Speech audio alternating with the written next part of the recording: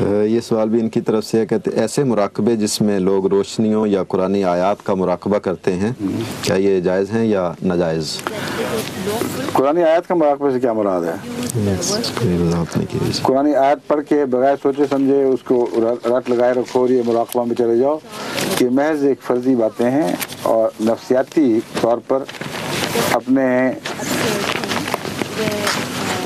ضمیر، باشعور ضمیر سے ڈوب کر غیر شعوری ضمیر کے حصے میں اترنے کی کوشش ہے۔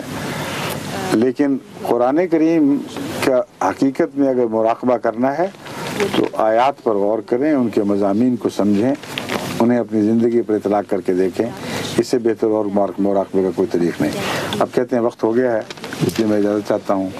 خدا حافظ، السلام علیکم ورحمۃ اللہ وبرکاتہ۔